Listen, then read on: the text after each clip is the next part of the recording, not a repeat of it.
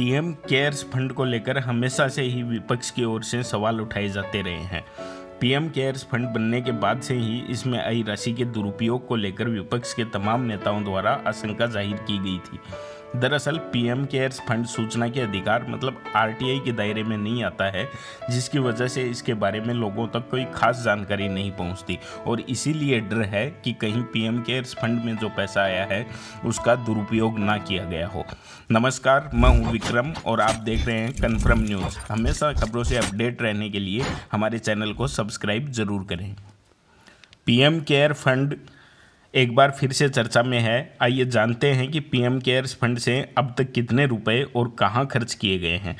Corona महामारी से निपटने के लिए 27 मार्च 2020 को बनाए गए इस पीएम केयर्स फंड में भारत के प्रधानमंत्री, रक्षा मंत्री, गृह मंत्री और वित्त मंत्री मुख्य ट्रस्टी के तौर पर शामिल हैं।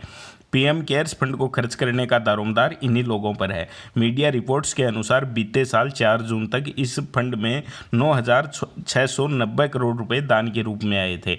हालांकि इस फंड में 12,000 करोड़ से ज़्यादा रुपए आने का अनुमान है। कोरोना काल के दौरान पीएम केयर्स फंड से समय समय पर ज़रूरत के हिसाब से रुपयों को खर्च किया गया था। 13 मई 2020 को प्रधानमंत्री कार्यालय द्वारा पीएम केयर्स फंड से 3100 करोड़ रुपए खर्च करने की जानकारी साझा की गई थी। उन 3100 करोड़ रुपयों में से 2000 करोड़ रुपए मेड इन इंडिया वेंटिलेटर्स की खरीदारी के लिए जारी किए गए थे।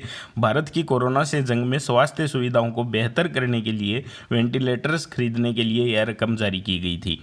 1000 करोड़ रुपए प्रवासी मजदूरों को उनके घरों तक सकुशल पहुंचाने की व्यवस्था करने में खर्च किए गए।